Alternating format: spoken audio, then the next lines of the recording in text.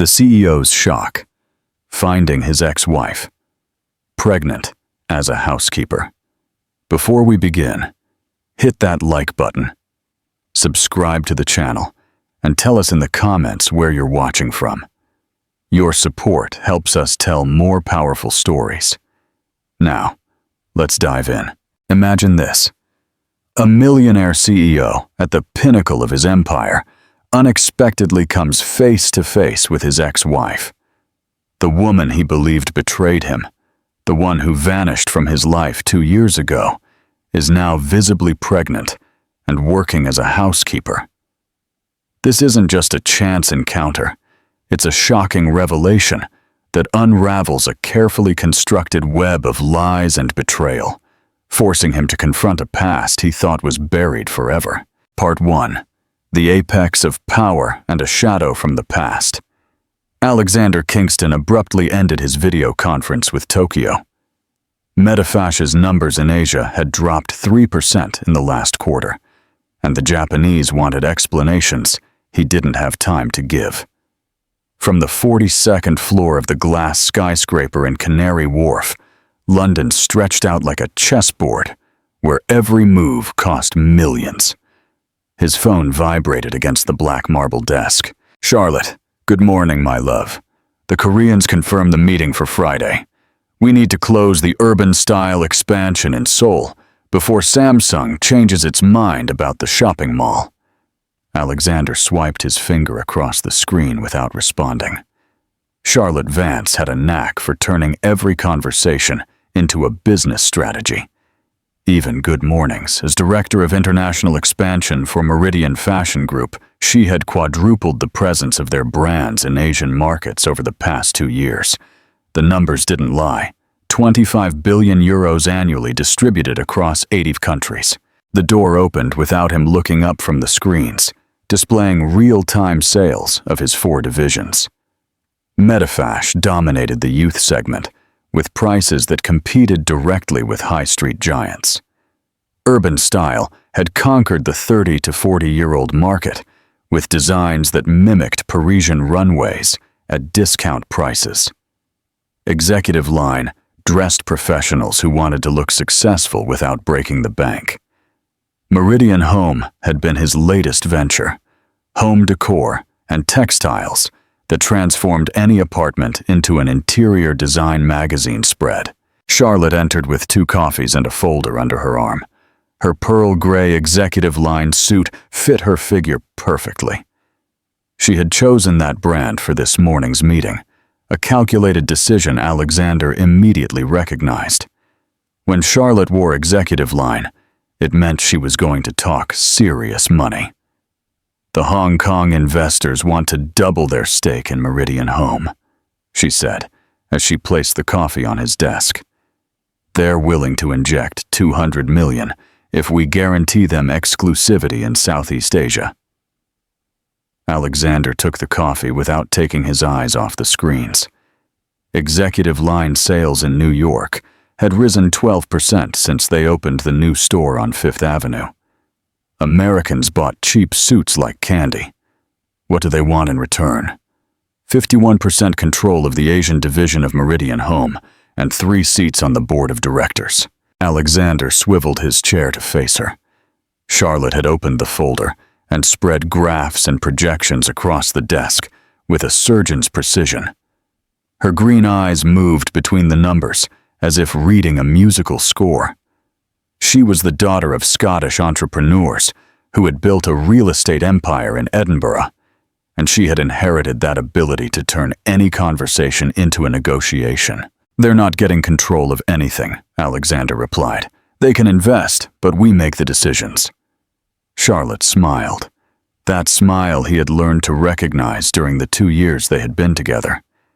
It meant she had already thought of that answer and had a counter-proposal ready. "I told them they could have 45% if they accept a 10-year exclusivity contract, with no possibility of selling their shares to third parties without our consent." Alexander nodded. Charlotte had quickly learned the rules of the game. When they met at a textile fair in Milan, she worked as an independent consultant for Scottish companies, looking to expand internationally. Alexander had initially hired her to open doors in the Asian market, but he soon discovered that Charlotte had a strategic vision that perfectly complemented his business instinct. The desk phone rang with the tone reserved for urgent calls. Alexander picked up the receiver. "Mr. Kingston, you have a call from your lawyer. He says it's urgent." "Put him through." Richard Dawson's voice sounded tense on the other end of the line. Richard had been his lawyer for 15 years, and Alexander could count on one hand the times he had called him with that tone of voice. "Alexander, we need to talk. Some documents related to your previous marriage have surfaced, documents we thought had disappeared." Alexander felt his coffee grow cold in his hand. Eleanor. It had been 2 years since he had heard that name spoken aloud, but it still appeared in his head like a song he couldn't forget. "What kind of documents?" "Correspondence, letters that apparently never reached your hands. The firm representing Eleanor has presented them as evidence in a lawsuit they're filing next week." Charlotte had stopped reviewing the graphs and was watching him intently. Her green eyes had hardened slightly, as always when someone mentioned Alexander's past. She had come into his life just as everything was falling apart. Eleanor had disappeared overnight, leaving only rumors about professional problems and divorce papers he had signed without question. Charlotte had been the one to help him through that time. She had reorganized his schedule. She had filtered calls from journalists who wanted to know why the respected professor of Hispanic American literature had abandoned her chair at the University of London, and she had gotten the lawyers to finalize the divorce without it appearing in the financial newspapers. "Richard, can you come this afternoon? I need to see those documents." "Of course. But Alexander, there's something else. Eleanor is pregnant. 8 months." The line went silent. Alexander looked out the window at the city stretching beneath his feet. From that height, London seemed like a toy he could control with just the right moves. But some pieces moved on their own. Charlotte had approached and placed a hand on his shoulder. Her fingers moved in small circles, a gesture she had learned to make when he needed to think. "Problems with the competition?" she asked softly. Alexander hung up the phone and turned to face her. Charlotte had that expression she wore when calculating risks and benefits. It was the same expression she had worn when she proposed expanding Medifash into emerging markets, or when she suggested creating Executive Line to compete directly with discount suit brands. "Not exactly," he replied. "Problems from the past we thought were resolved." Charlotte nodded and returned to the graphs on the desk. She asked no more questions. That was another thing Alexander valued about her. She knew when to ask and when to wait. During the 2 years they had been together, Charlotte had proven to be the perfect partner to build an empire.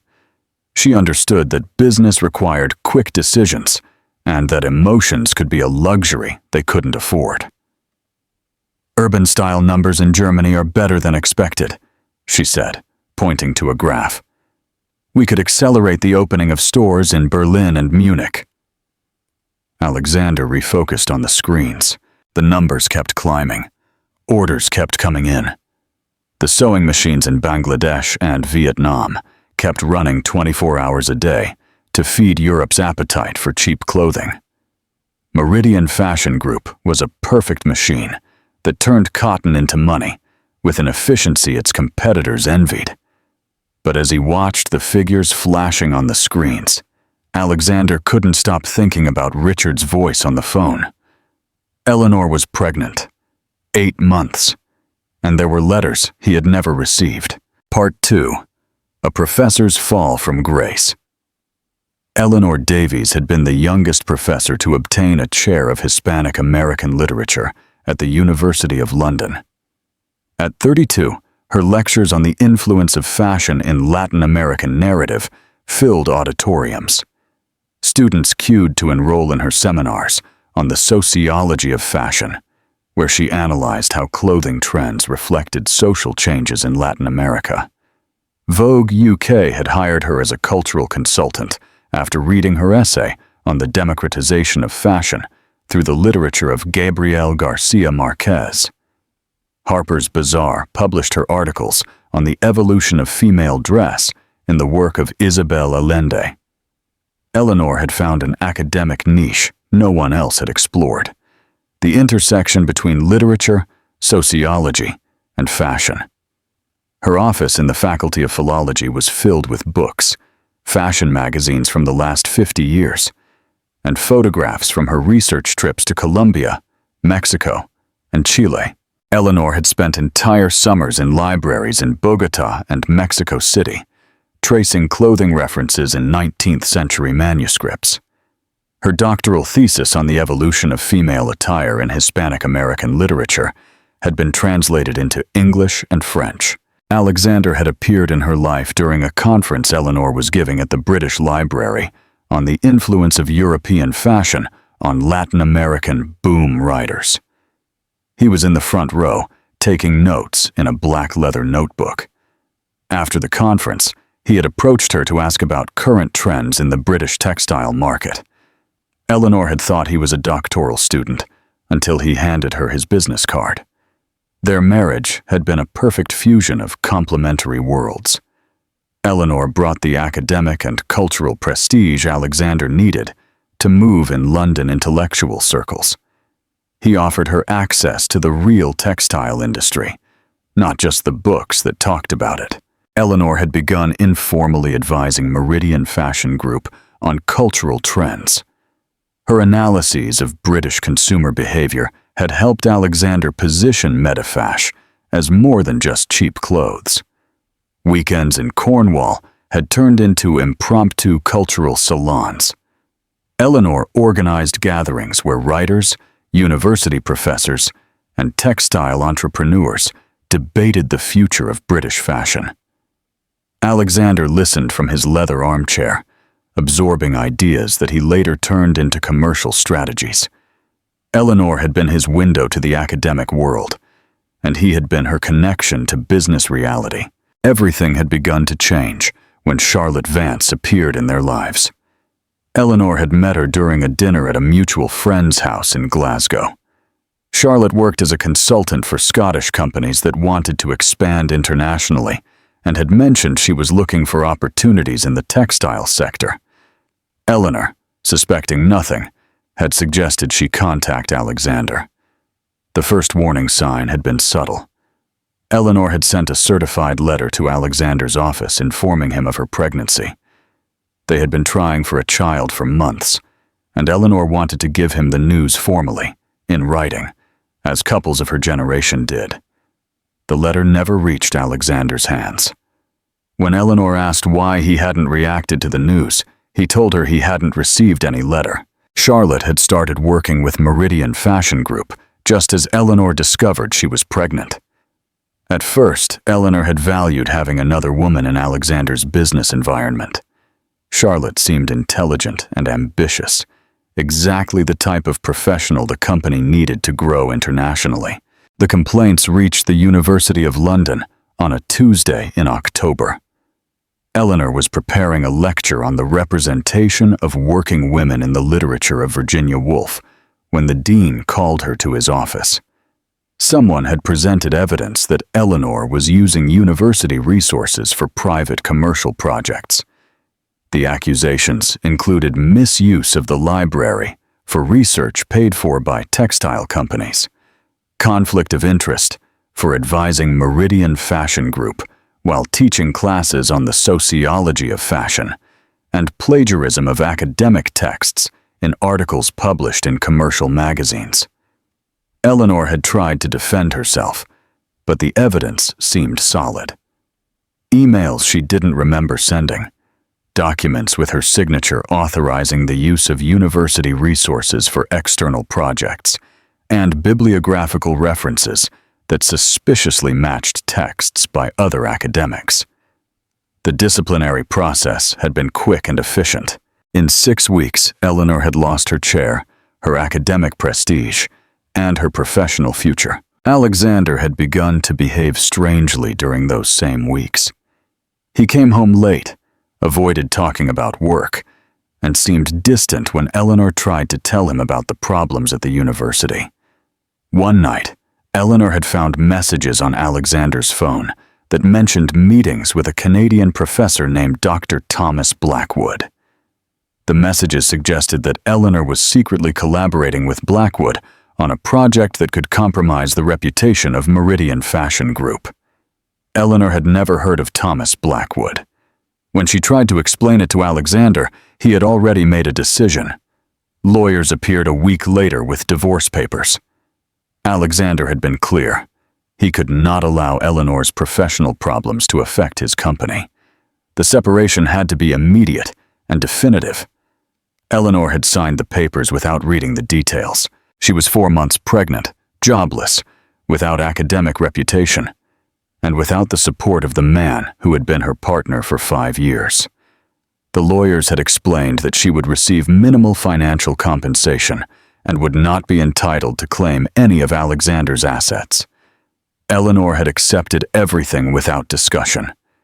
She just wanted the nightmare to end. Part 3. A mother's struggle and a shocking encounter. The move to the Dorset coast had been a desperate decision. Eleanor couldn't stay in London, where every university, every cultural magazine, every research institute knew her story. In Weymouth, she had found a room in a shared apartment with other women who worked in the service sector. The rent cost £300 a month, and Eleanor had to share a bathroom and kitchen with 3 strangers. The job as a domestic worker had come through an agency that placed British staff in the homes of retired foreigners. Eleanor cleaned mansions in Poole, where Germans and Americans spent their later years under the English sun. She earned between £600 and £800 a month, depending on how many houses she managed to clean each week. Her days began at 6 a.m. Eleanor took the bus from Weymouth to Poole, carrying cleaning products and medications that the elderly asked her to buy at the pharmacy.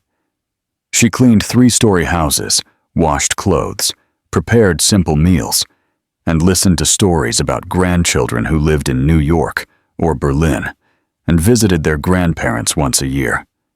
In the afternoons, Eleanor worked as a caregiver. She helped elderly people with dementia remember their relatives' names, gave them medication, and accompanied them on walks in gardens that cost more than Eleanor's annual salary. Some days she cared for Mr. Ed Schmidt, a former German engineer who had built bridges in Africa in the 1960s. Mr. Schmidt told her the same stories every day, but Eleanor listened patiently because he paid her an extra 20 for staying until that. Eleanor was 8 months pregnant when she received a call from a lawyer in London. Documents had appeared that proved the accusations against her had been false. Someone had manipulated emails, forged her signature, and planted evidence to destroy her academic career. The lawyer explained that she had the right to sue for damages, but Eleanor could barely concentrate on his words. She was sitting on the bus that was taking her back to Weymouth after 14 hours of caring for an elderly American woman with Alzheimer's. Her feet were swollen, her back ached, and she had to wake up at 5 a.m. to get to her first job the next day. The baby moved in her womb, as if protesting the long working hours. Eleanor looked out the bus window at the illuminated mansions lining the coast. In one of those houses, Alexander lived on weekends. In one of those houses, she had spent the best moments of her marriage, when she still believed that love and professional success could coexist without destroying each other. The lawyer had mentioned Charlotte Vance as the main suspect in the manipulation.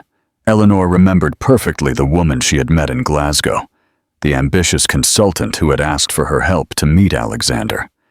The same woman who now appeared in financial magazines as Meridian Fashion Group's Director of International Expansion and the fiancée of the most successful textile magnate in the UK. The terrace of Alexander's villa in Monaco offered a perfect view of the Mediterranean. The Asian magnates had arrived that morning on their private jets, ready to discuss Meridian Fashion Group's expansion into markets Alexander had barely dreamed of conquering. Mr. Lee, the president of South Korea's largest chain of shopping centers, reviewed financial projections, while his translator whispered figures into his ear. Mr. Sato, owner of Japan's third-largest textile company, took notes on an iPad while calculating profit margins. Alexander had prepared this meeting for months. The Asians not only wanted to invest in his brands, but they were willing to offer exclusive access to markets representing over 500 million potential consumers. Medifash could compete directly with Uniqlo in Japanese territory. Urban Style would have the opportunity to establish itself in Seoul shopping malls before any European competitor. Charlotte circulated among the guests with the elegance of a professional hostess. She wore an executive-line dress in navy blue that she had chosen specifically to impress the Koreans, who valued sobriety in business. Her fluent English conversations about market penetration and consumer analysis had captured Mr. Lee's attention, who had commented that few European executives understood the Asian mentality so well. Lunch was proceeding according to plan. Meridian Fashion Group's numbers impressed the investors. 25 billion euros annually, presence in 85 countries, and a production capacity that could quickly adapt to the demands of the Asian market. Alexander explained how his factories in Bangladesh and Vietnam already produced specifically for Asian tastes, with smaller sizes and colors that worked better in Eastern markets. Mr. Sato had asked about the stability of the company's executive management. The Japanese valued continuity in management teams and wanted guarantees that their investments would not be affected by unexpected organizational changes. Alexander had pointed to Charlotte, explaining that she would be directly responsible for all Asian operations. Her experience in international markets and her ability to understand the cultural particularities of each country made her the perfect executive to lead the expansion. The conversation had moved to the main living room when Alexander saw movement in the neighboring mansion. The house of the Johnsons, a retired American couple who spent 6 months a year in Monaco, had unusual activity for a Friday afternoon. A female figure was leaving the back door carrying a bag of cleaning products and a box of medications. Alexander recognized the silhouette immediately. Eleanor was walking with difficulty. Her advanced pregnancy made every step a visible effort. She wore a light blue uniform Alexander had never seen, and her hair was pulled back in a practical ponytail that contrasted with the elaborate hairstyles she used to wear during their marriage. Eleanor looked exhausted, as if she had been working for hours. The irony of the situation hit Alexander like a punch. Eleanor was working literally next door to his summer villa, in the same place where they had spent weekends organizing cultural gatherings and planning their future together. The woman who had been his intellectual partner, his cultural advisor, his connection to the academic world, was now cleaning houses to survive. Mr. Lee was explaining the details of the exclusivity contract when Alexander excused himself and went out to the terrace. Eleanor had reached the gate separating the two properties and was waiting for the bus that would take her back to Weymouth. Alexander could see her profile from the terrace, the prominent belly, her shoulders slumped with fatigue, and the expression of resignation he had never seen on her face during their years of marriage. Alexander went down the terrace stairs and walked towards the gate. Eleanor hadn't seen him yet, focused on checking the contents of her bag and calculating if she had enough money for the bus. When she looked up and saw him approaching, her expression changed from surprise to panic. Eleanor tried to back away, but her condition didn't allow her to move quickly. Alexander reached the gate before she could disappear. "Eleanor." She stopped, but didn't turn to look at him. Her hands trembled slightly as she held the bag of cleaning products. "I have nothing to talk to you about, Alexander." Eleanor's voice sounded different. It had lost the academic confidence Alexander remembered, that ability to analyze any situation with intellectual perspective. Now it sounded tired, defeated. "What are you doing here?" Eleanor turned slowly. Her face had changed during the 2 years of separation. She had deep, dark circles under her eyes, and her skin had lost the healthy glow Alexander associated with her university professor years. But her eyes retained the intelligence that had initially attracted him. "I work here. I care for Mr. Johnson. He has dementia, and his wife needs help." Alexander felt something break in his chest. Eleanor, who had given masterful lectures on Latin American literature, who had advised international magazines, who had been respected in academic circles across Europe, was now caring for the elderly to survive. "Eleanor, I didn't know you were pregnant when we divorced." She looked at him with a mixture of disbelief and bitterness. "I wrote to you about the pregnancy, Alexander. I sent a certified letter to your office 8 months ago, a letter that apparently never reached your hands." Alexander remembered the phone conversation with Richard Dawson, the letters that had surfaced, the correspondence he had never received. Eleanor had tried to communicate with him, but someone had intercepted her messages. "What letter? I never received any letter from you." Eleanor put the bag on the ground and leaned against the gate. The exhaustion was evident in every gesture. "Of course you didn't receive it, just like you never received my calls, or my messages, or my attempts to explain what had really happened at the university." "What had happened at the university?" Eleanor looked at him as if it was the first time she had really seen him. "You really don't know? You don't know that all the accusations against me were false? That someone manipulated emails, forged documents, and systematically destroyed my academic career?" Alexander felt the ground move beneath his feet. For 2 years, he had believed that Eleanor had committed academic fraud, that she had used university resources for personal gain, that she had risked Meridian Fashion Group's reputation with her irregular activities. "Eleanor, I didn't know any of that. The lawyers told me there was solid evidence."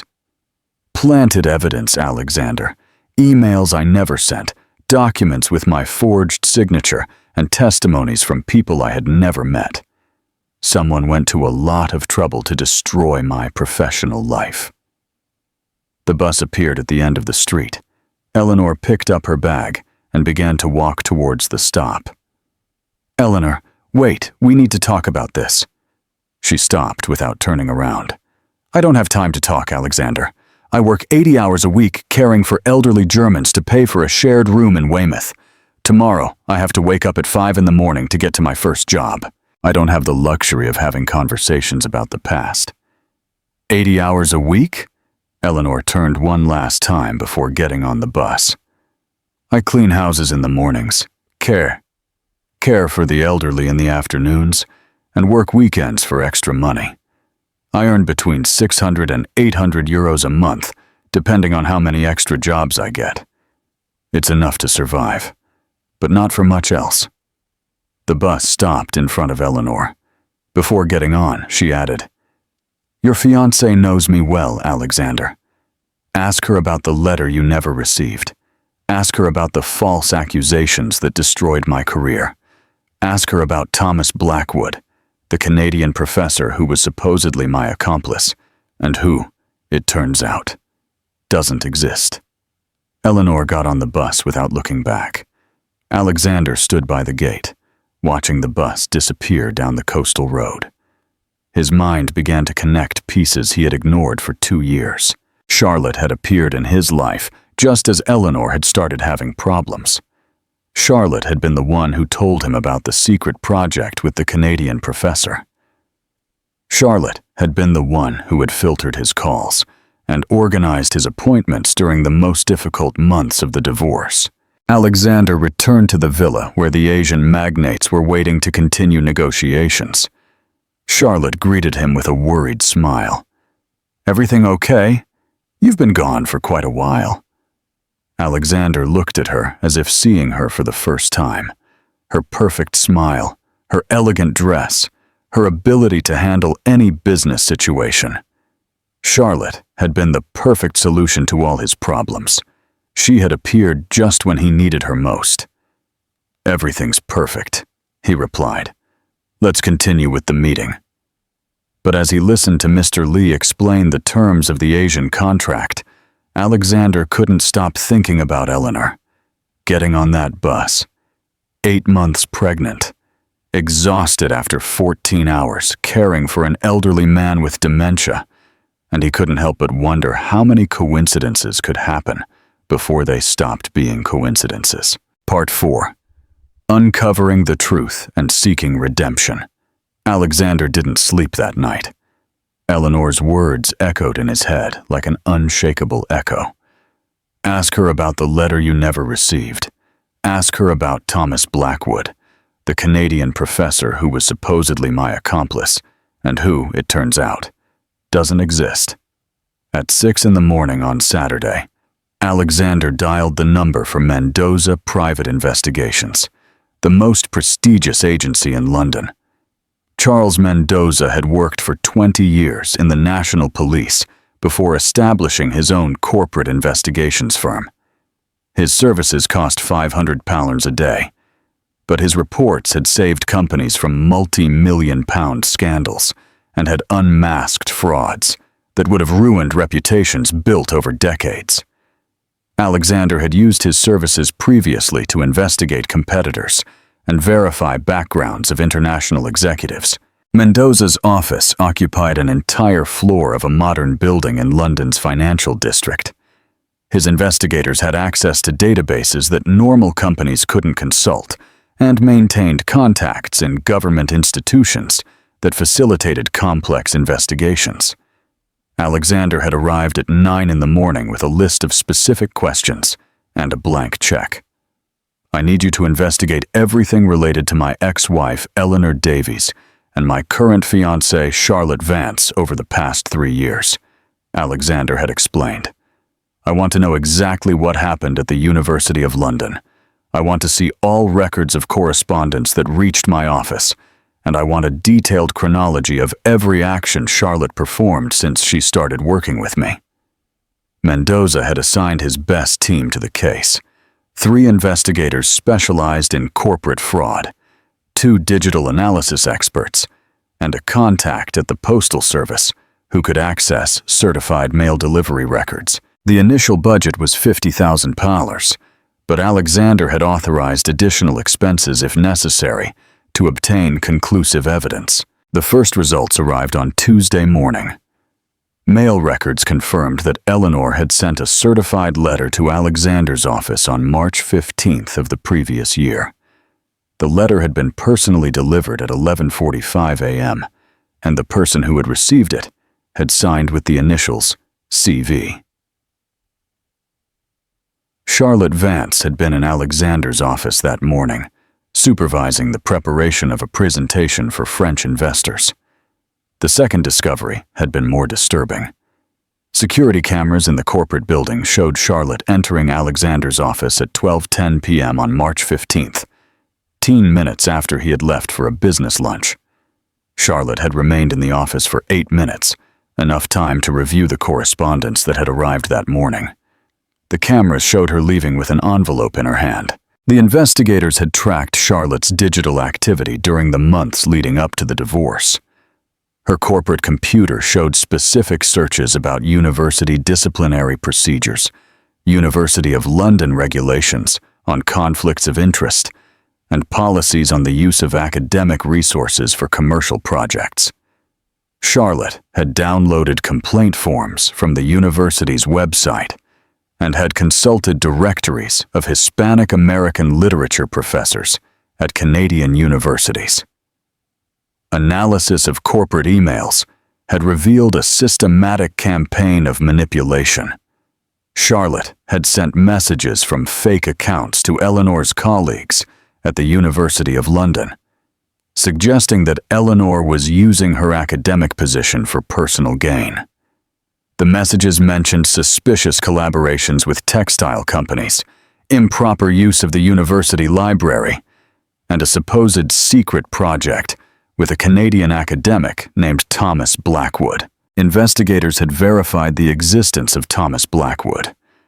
There was no professor by that name at Canadian universities. The character had been completely invented using photographs of a real academic who worked at the University of Toronto, but whose name was Thomas Davies, and who had never had contact with Eleanor or with topics related to fashion or textile sociology. Charlotte's phone records showed calls to University of London numbers during the weeks leading up to the complaints against Eleanor. She had contacted secretaries in the literature department, members of the disciplinary committee, and journalists specializing in higher education. The conversations had been brief but strategic, designed to sow doubts about Eleanor's professional integrity. The most revealing testimony had come from Professor Sarah Jones, Eleanor's colleague in the Hispanic American Literature Department. Sarah had received a call from a woman who identified herself as a journalist from The Guardian, asking about Eleanor Davies's commercial activities. The supposed journalist had mentioned specific information about contracts with textile companies and had suggested that Eleanor was violating university rules. Sarah had later verified that no Guardian journalist had carried out that investigation. The investigators had reconstructed the complete chronology of the manipulation. Charlotte had begun her campaign against Eleanor immediately after being hired by Meridian Fashion Group. For 6 months, she had collected information about Eleanor's professional life, identified vulnerabilities in her academic position, and developed a plan to destroy her reputation in a way that would appear to be a legitimate academic scandal. Mendoza's final report was 200 pages long and included photographic evidence, digital records, verified testimonies, and forensic analysis of documents. The conclusions were irrefutable. Charlotte Vance had orchestrated a systematic defamation campaign against Eleanor Davies with the aim of eliminating her from Alexander's life and securing her own position in the company. Alexander had scheduled an extraordinary meeting of the Meridian Fashion Group Board of Directors for Friday morning. The 5 board members had received copies of Mendoza's report 24 hours in advance. The meeting would take place in the boardroom on the 42nd floor, with panoramic views of London that normally inspired confidence in business decisions. Charlotte had arrived punctually at 9 a.m., carrying her black leather portfolio and the folder with Asian expansion projections she had prepared for the meeting. She expected to discuss contracts with the Korean and Japanese investors and had prepared a presentation on market opportunities in Southeast Asia. The board members had taken their seats in silence. Richard Dawson, Alexander's lawyer, had placed the investigation report in the center of the table. Charlotte had looked at the document without initially recognizing it, but her expression had changed when she saw the security camera photographs. Alexander had begun the meeting without preamble. "Charlotte, we have discovered that you intercepted personal correspondence addressed to me, that you fabricated complaints against my ex-wife, and that you used company resources to destroy Eleanor Davies' academic career." Charlotte had remained silent for several seconds, reviewing the pages of the report. Her eyes moved quickly between the photographs, phone records, and digital analyses. When she looked up, her expression had completely changed. The mask of the professional executive had disappeared, replaced by a calculating coldness Alexander had never seen before. "I did it for the company, for our future, Alexander. Eleanor was going to ruin our global expansion plans. A baby was going to complicate everything, especially with Asian investors." The confession had been direct and without remorse. Charlotte had explained her actions as if presenting a business strategy. Eleanor represented a distraction, an obstacle to the growth of Meridian Fashion Group. Asian investors valued stability and the complete dedication of executives. A complicated divorce and a baby would have sent negative signals about Alexander's priorities. Charlotte had detailed each step of her plan with the precision of a corporate report. She had studied university regulations to identify credible accusations. She had created false evidence using her access to the company's computer systems and had coordinated the complaints to appear as the result of a legitimate academic investigation. The board members had listened in silence. Charlotte's confession showed no regret, but rather pride in the efficiency of her strategy. She had eliminated a potential problem and secured the company's stability. From her perspective, she had acted as the perfect executive. The consequences had been immediate. The board of directors had unanimously voted for Charlotte's dismissal for just cause. Her actions constituted fraud, corporate sabotage, and misuse of business resources. Charlotte would lose her shares in the company, her stock options, and her right to compensation. Richard Dawson had immediately initiated legal proceedings for defamation, forgery of documents, and corporate sabotage. The evidence collected by the investigators guaranteed both civil and criminal convictions. Charlotte would face lawsuits for damages that could reach several million euros, in addition to possible prison sentences for forgery and fraud. Charlotte had left the boardroom without speaking another word. Her expression remained cold and calculating, as if she were evaluating the consequences of her failed strategy. She had shown no remorse for Eleanor, no concern for the unborn baby, no acknowledgement of the harm she had caused.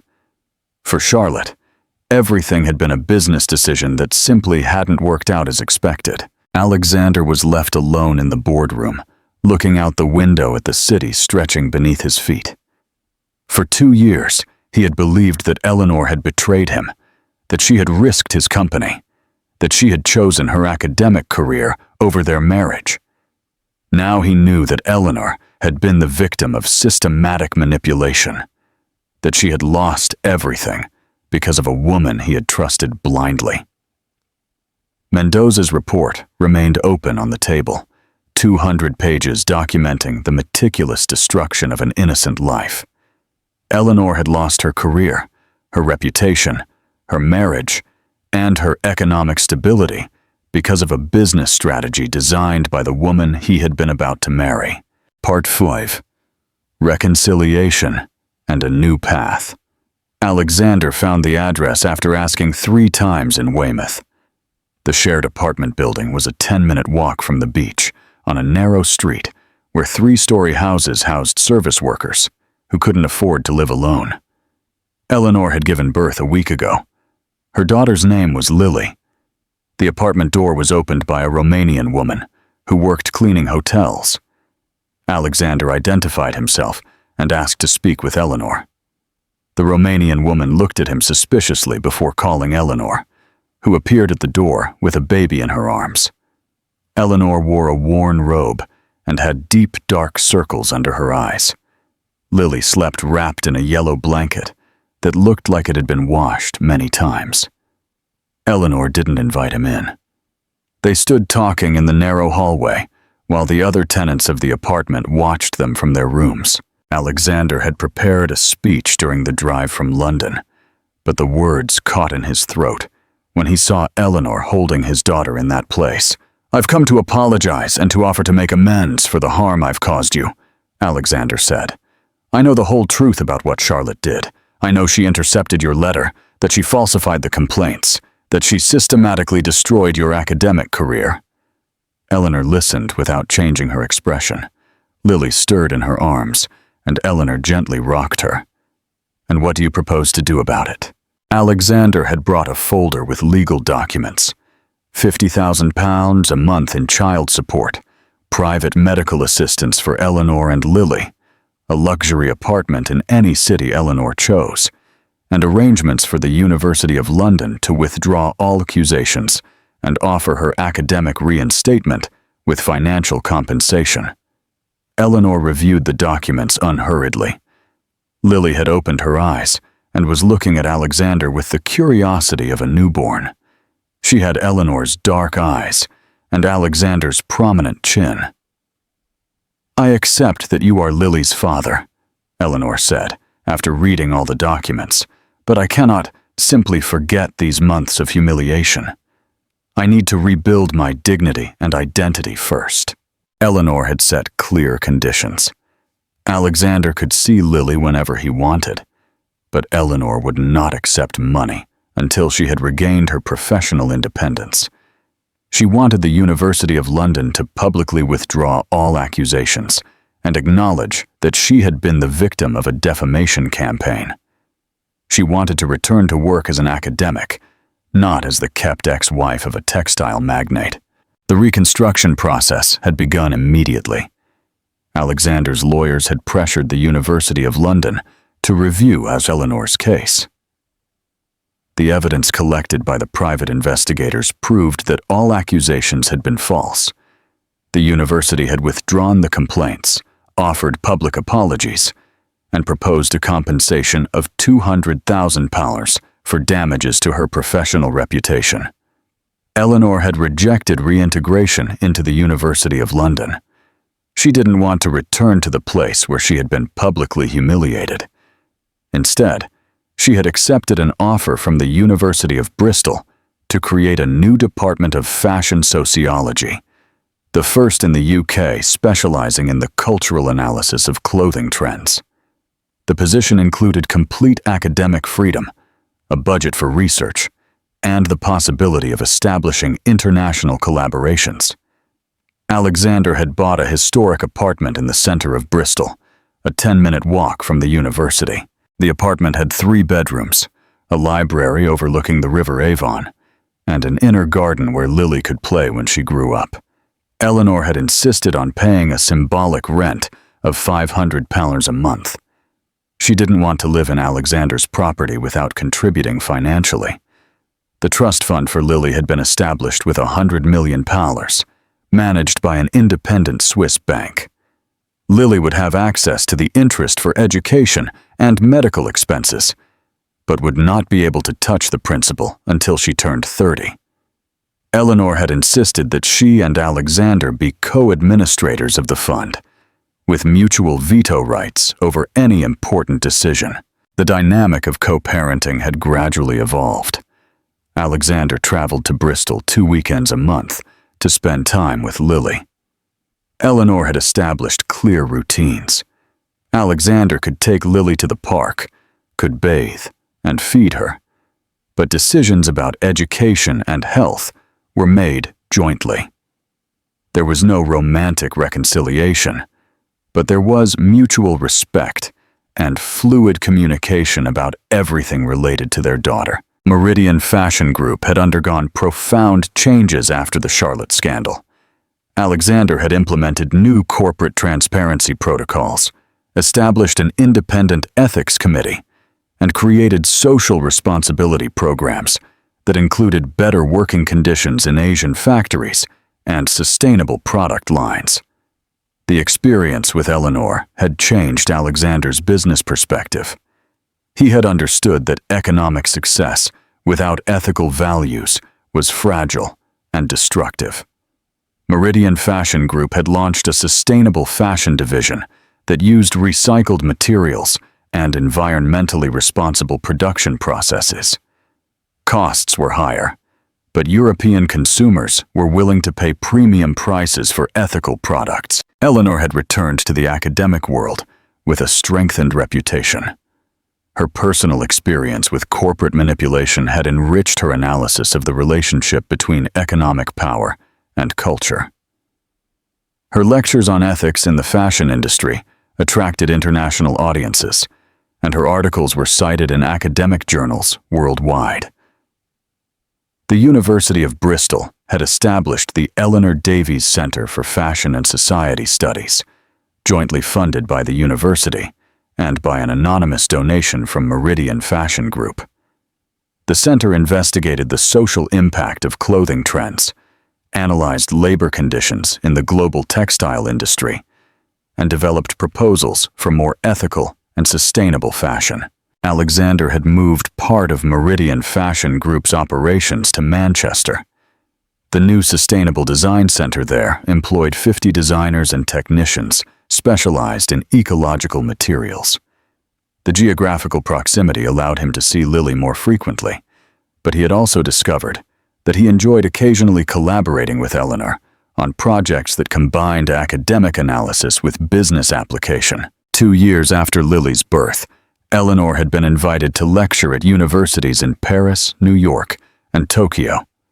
She had become the most recognized European specialist in the sociology of fashion, and her analyses of the democratization of clothing trends were essential references in contemporary cultural studies. Eleanor had not only recovered her academic career, but had achieved international prestige that surpassed her previous accomplishments. Lily had grown up in a healthy co-parenting environment. She spent time with Eleanor in Bristol, where she accompanied her mother to the university and played in the garden of the historic apartment.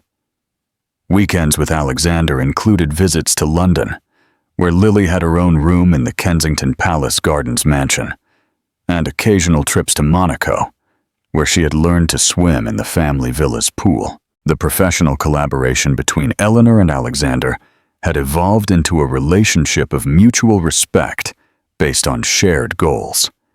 Eleanor occasionally advised Meridian Fashion Group on cultural trends and social responsibility, while Alexander funded research at the Eleanor Davies Center on labor conditions in the textile industry. They maintained emotional independence, but had built an effective alliance to raise Lily and to promote positive changes in the fashion industry. One Sunday afternoon, while Eleanor prepared dinner in the Bristol apartment and Alexander played with Lily in the inner garden, Eleanor reflected on the journey they had taken.